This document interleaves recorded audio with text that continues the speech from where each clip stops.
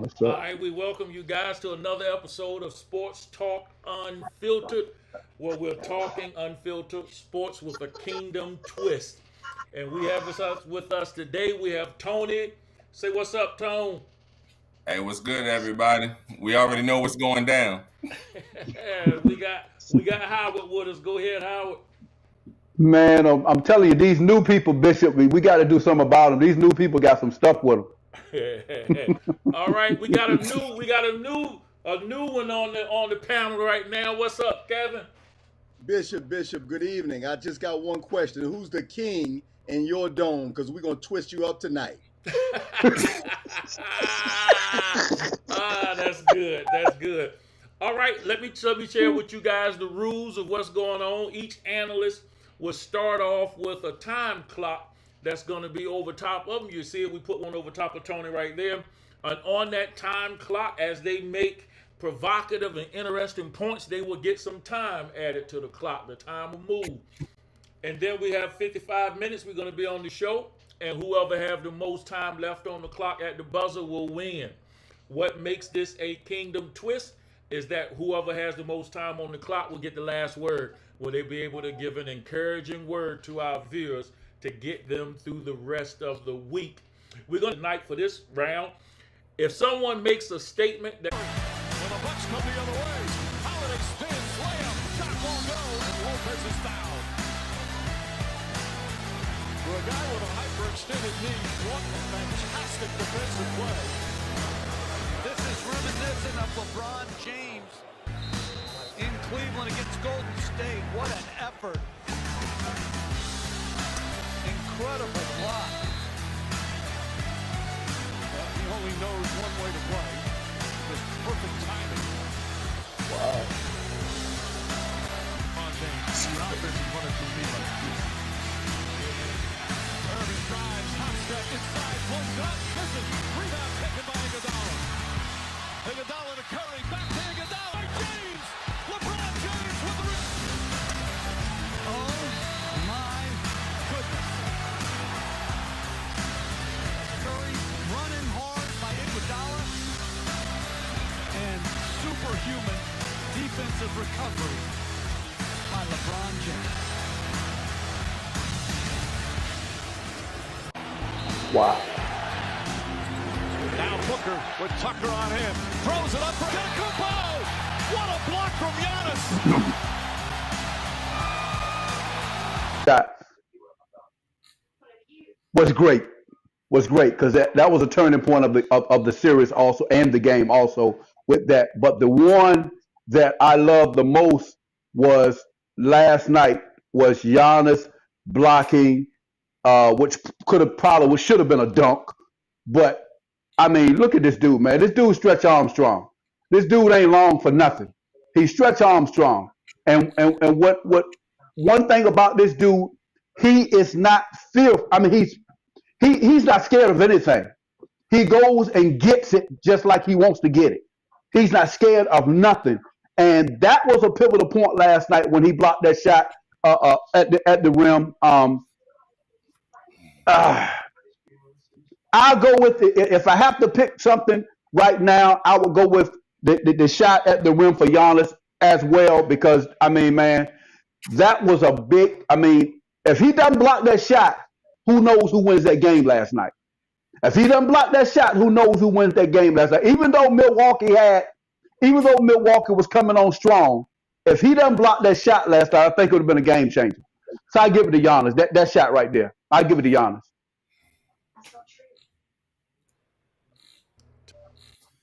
All right, gentlemen. So first of all, I would hate to say that I agree with you all because I don't feel like you're bringing out the best points. So first of all, let me give props to LeBron's block. It was exciting. It was fast break. It was fast paced. It was at a time where there was a tie ball game, and that really could have, changed the outcome of the game. However, LeBron's dunk at the end of the day, the worst that could have happened was a goaltend. And he had the assistance of JR, had JR to make Iguodala double pump, which means LeBron was able to block Iguodala off the double pump. What Giannis did was Giannis put himself in jeopardy. Giannis put himself in a place where had that gone a little differently, Giannis would have been a poster that would have been immortalized forever. This is a 7-footer who has a dunk. He's at the top of it. All he has to do is bring it down because the pass was thrown perfectly. But what he did and what you guys are failing to realize is the reason why Booker threw that oop is because Giannis was there to stop Booker from doing the layup. So not only did he play defense on the person who had a layup potential opportunity, but then when the ball was in the air, he recovered, and then he went to a second. He goes at it. And for to be his size, to go at it like he does, that's why I said, that block changed. It changed the series. It really would have. It really did. It changed, just like you just said. They could have gone down 3-1, but I'm telling you, man. I just look at the size of both of them. Yeah, but Giannis is almost 7 feet himself. So, and I think his daggone reach is probably 90 feet. That's where it looked when he playing out there, man. Above everybody else, man. I'm just like, he amazes me, man, for real. He really does amazes me. He amazes me. A couple things we missing, Howard and Tony. I'm surprised neither one of y'all brought this up. One, nobody pronounced his last name is Atatapuko. That's number one. Two, he's coming off of a hyperextended knee. He's coming off of a hyperextended knee. And also, the big center from Phoenix, Ayton mishandled the ball. So he did not catch it clean. Also, we got to understand that Devin Booker didn't get a clean pass. He was actually stumbling when he threw the ball up with his right hand. So, it's some actual facts that we're missing in that, but I just wanted to throw those in there as well. That wasn't pointed out to either one of us. But Kev, I for a 7-footer to get the ball over the rim, there's no bad pass. Yes, he stumbled it, but he was getting his hands together. And by the time the contact was made by Giannis, he had grabbed the ball. So at that point in the game, the biggest difference is LeBron had a chase down block where actually Iggy was not even threatened by LeBron. He didn't even know LeBron was there.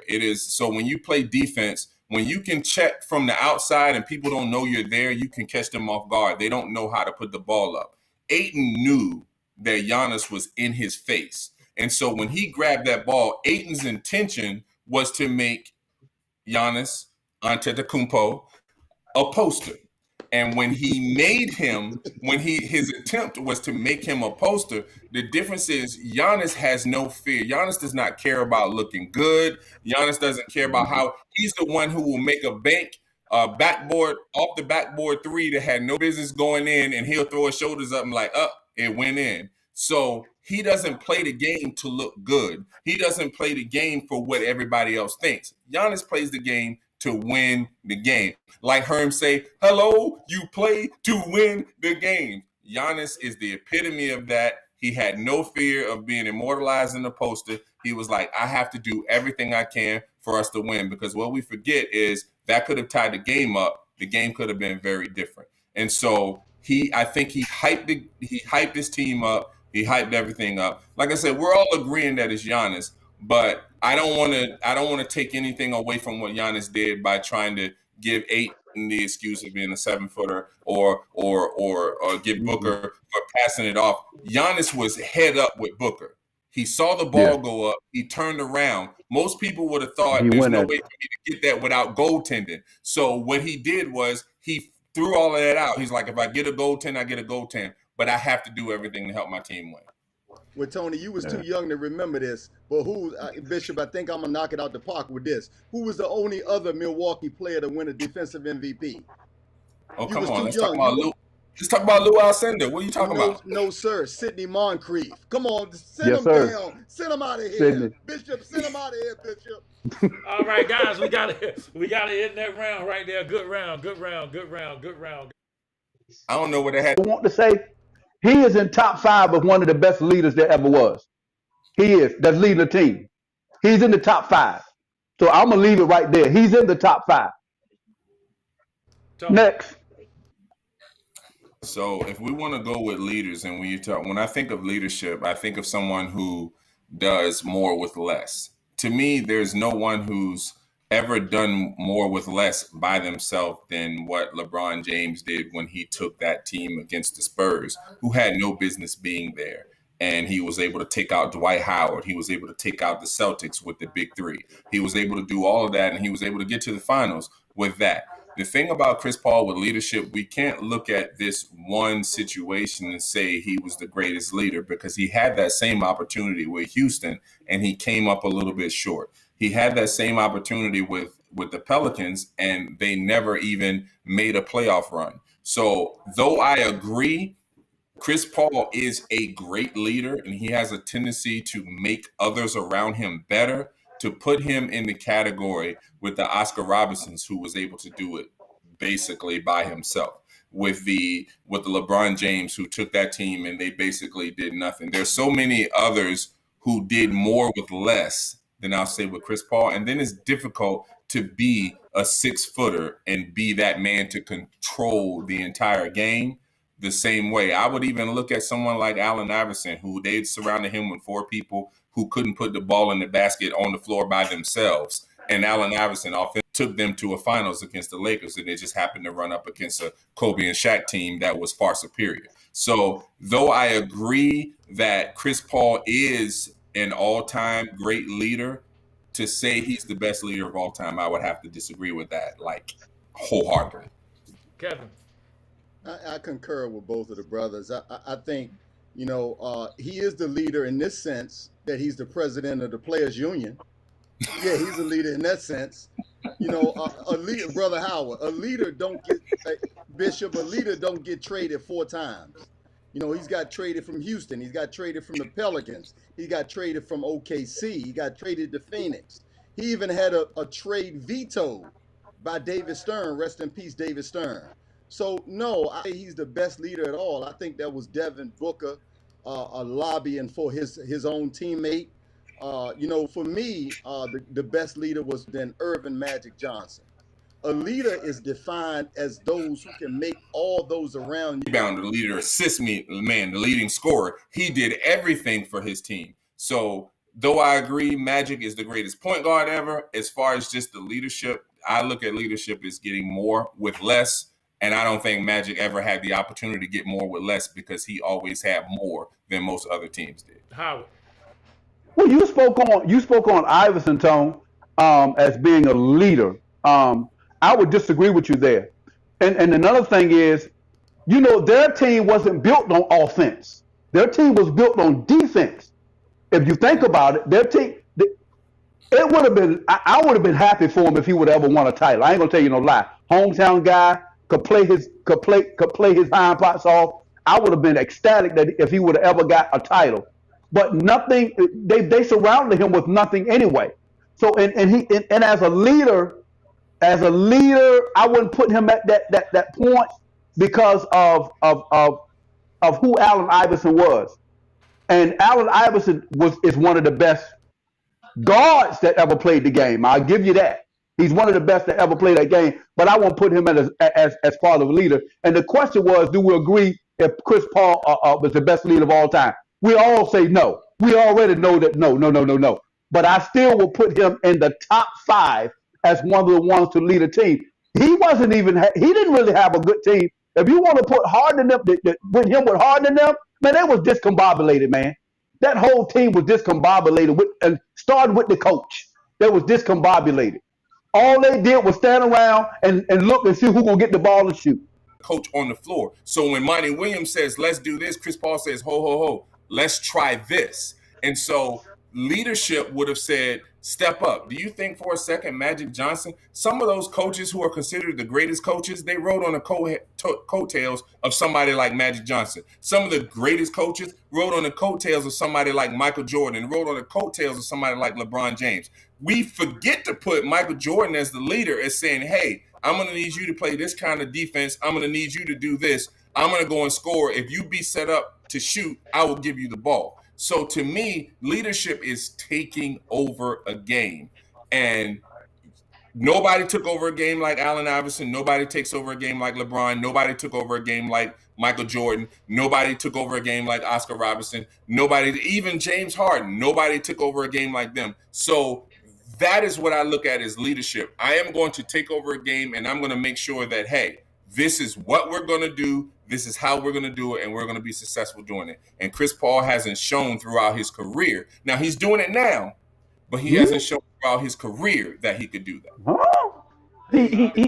Kevin, last word, Kevin.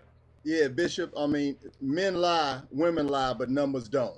If you want to talk leadership, it would be Jonathan or John Stockton. If you want to talk about a real leader who played for the same team, Utah Jazz, for 19 years, and Bishop, he leads the NBA in not only steals, but also assists.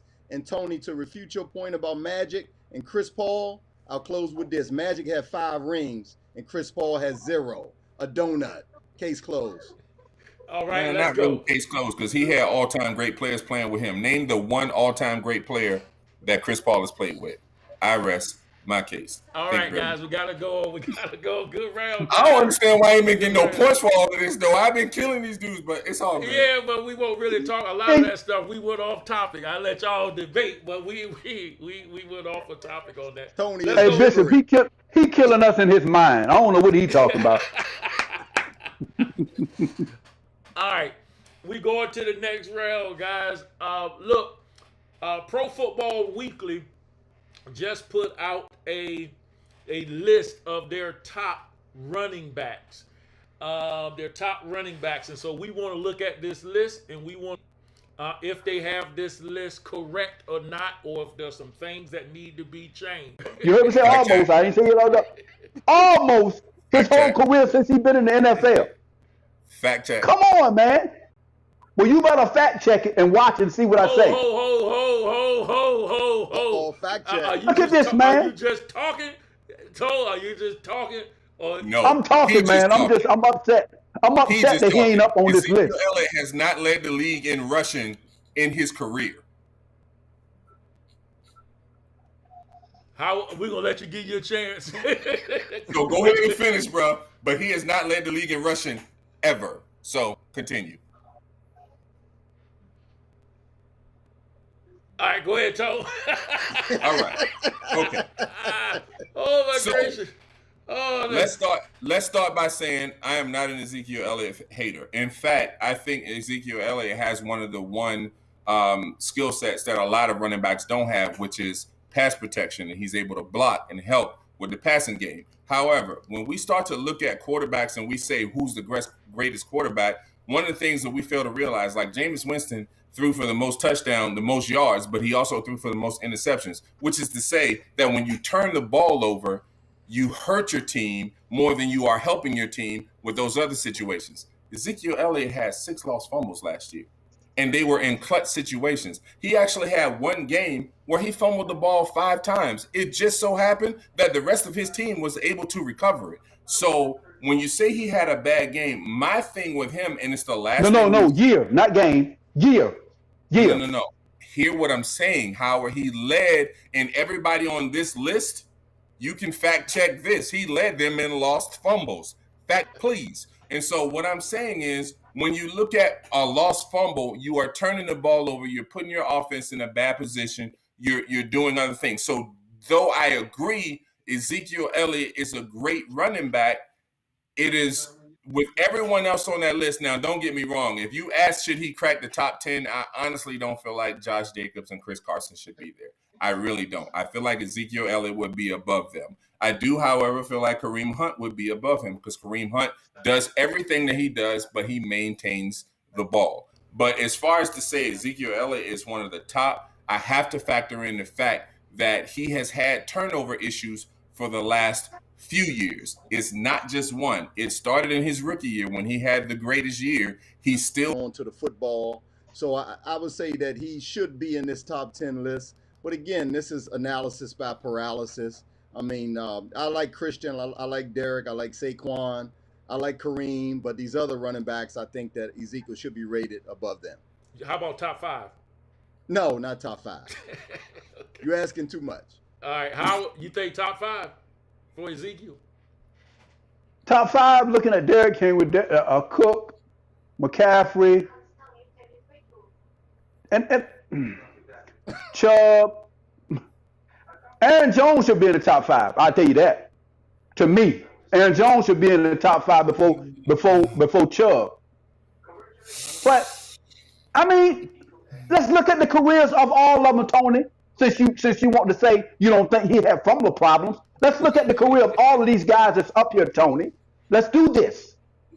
And you think that all of them guys up there since they started is a better runner than Ezekiel Elliott? Are you serious?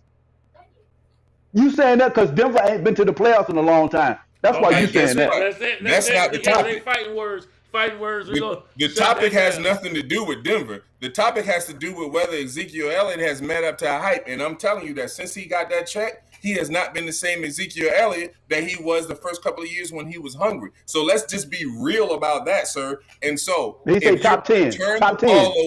Hold on. Also, you even said he should belong in the top 10. Hold on. Watch it. I say top 10 only because running back is a position where it's running back by committee. If you said because of Carson and Jacob. If you talk about these other teams, let's look at teams let's look at a Denver. Denver is a team that they have 2 running backs. If you name all of the other teams, if you look at Kansas City, you look at to me, Leonard Fournette is one of the best running backs. However, he hasn't been given the opportunity because first he played with the Jaguars, and then when he went with Tampa Bay, it was a running back by committee situation. Ezekiel Elliott is one of the only ones on this list that it was not a running back by committee. However, he does not put up the same numbers as a Saquon Barkley, as a Kareem Hunt. As a Kareem Hunt, both of them did better than Ezekiel Elliott, and they played on the same team, Kareem Hunt and Nick Chubb. So here's what you saying this for a year, man. We're not talking about. Are we just talking about this year? Or are we talking? Right. Let's talk about career. No, what they're talking about with this list, if you don't realize what this list is, who are going to be the best running backs going into this year? What do you expect? This year, okay. This I can go there. What do you expect but he should be up there. Guys going he should be up there. Year? And I'm telling you right now, they disrespect Ezekiel, man. They disrespect. Well, I'll start. I think they should be very worried. I think that breaking news, Bradley Beal is out of the Tokyo Olympics for protocol, COVID-19 protocol. And I think they lost to Nigeria. So they lost their first 2 games. But again, this is just preseason. I understand these are just tune-ups. But I still think they should be concerned. I think that most of these teams have been playing internationally. I mean, Luis Scola for Argentina is 41, and he gave the USA buckets. You know, I mean, for me, Bishop is defense. And the United States are an offensive loaded team. They're not a defensive team. I think the only 2 defensive players they have is the Golden State's player Draymond Green and Adebayo is the only 2 defensive specialists. But I think they should be on a scale from 1 to 10. I will put it up near 8 or 9. I think that Greg Popovich has outlasted his time. He's not good with the media. I think they need to replace Popovich. He needs to get out of there. So yeah, it's very high for me. I'm very concerned. All right. Wow. Tony, you want to rebut that? Okay, so we were in agreement until you said 8 or 9. At that point, when you said 8 or 9, I was looking for whatever it is that you own and see if you could share it with the rest of us so we could feel as good as you do. Okay, so my end of the game, you know what Kevin Durant did? He came down the court and hit 3 straight 3-pointers. I'm not as worried about Bradley Beal because I don't look at Bradley Beal on the same level as I do. And so when you take Bradley Beal out and then you bring in a Devin Booker who's going to be coming in there, to me, Devin Booker is the equal to Bradley Beal, so I'm not as worried about that. The problem that I do have is against a team like France, who has Rudy Gobert sitting in the middle who can camp out. There's no zone defense. There's no defensive 3 seconds, so he can stand in there and just block shots, and they can't do anything. But when you look at someone like Damian Lillard, who can shoot from the half court, when you look at someone like Kevin Durant, when you look at Jason Tatum, who is becoming one of the most shout out to the Boston Celtics, who is becoming one of the most outstanding and unstoppable scorers in the league. When you look at this team, I would put my concern level somewhere around 5 because they are great. But understand, they've been together for 2 weeks. And the teams from Nigeria, the teams from all these other places, none of those other players were in the playoffs, okay? So they've been together for months. They've been playing together for months. And you know how it is when you're the big man on the block, everybody gets up for you and you don't take people seriously. And so you start off playing with these guys and you're able to lose. Let's not forget the original Dream Team lost to the college team on one day. And then the next day they say, oh, we need to realize who we are. And they came out and they beat them by 1,000 points. So what I'm saying is the level of fear I have for them is probably at a 4 simply because they do not have the inside presence. I don't think Kevin Love is going to be enough as the starting center. So I agree there. But you're saying they don't have the defense. You don't need to be a defensive team when you can do like the Nets did and outscore everybody up until the point where they lost their 2 stars. I think the United States has too many stars.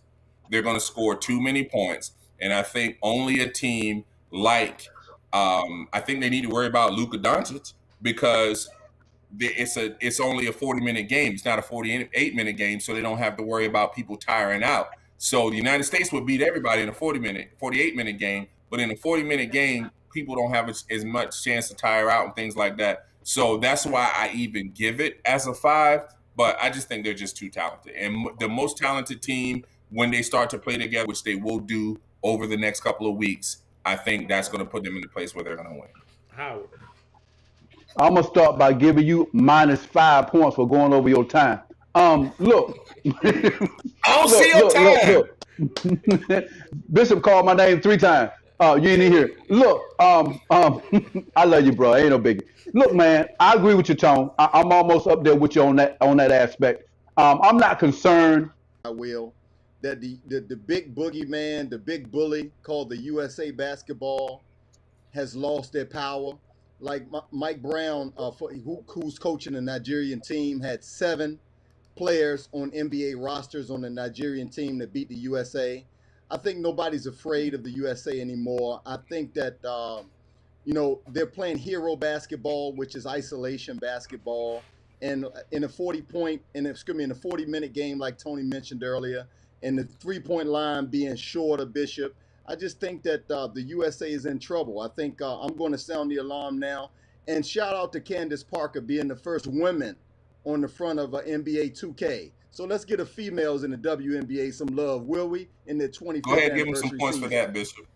Yeah, I can't give you the. I mean, we appreciate the Candace being on there on the 2K, but I think that USA team, I think they're gonna be all right. But the way we play basketball over here is different than the way they play basketball. Our whole basketball is really high screen picking, screen rolls, and isolation.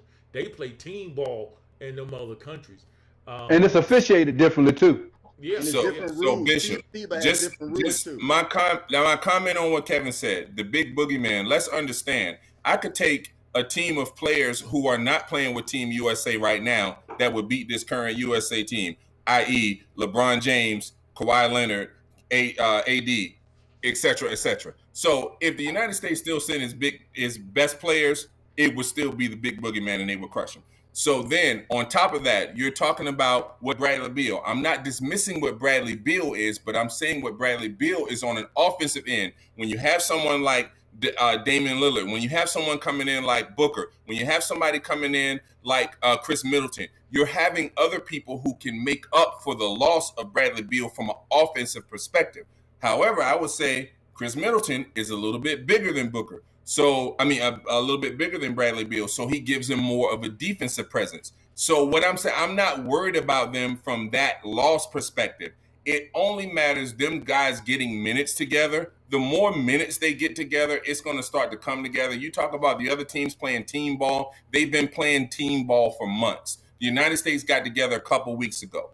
As they begin to play better together, the team ball aspect will come in. Now you get team ball plus talent, and I don't think it's really going to be a competition. The only concern I have is with teams that have a Rudy Gobert type in the middle where they're able to sit there and camp, and it takes out the layup, and it makes it a strictly jump shooting team. But the United States is smart. Howard, last Can I say this for a second? I will say this too, Tone. as far as these guys gelling together, we forgetting in the '80s, man, them guys never really played with each other, but they played team basketball. They So lost you too. know, Really, Denver or Philadelphia don't have any quarterbacks in this top list.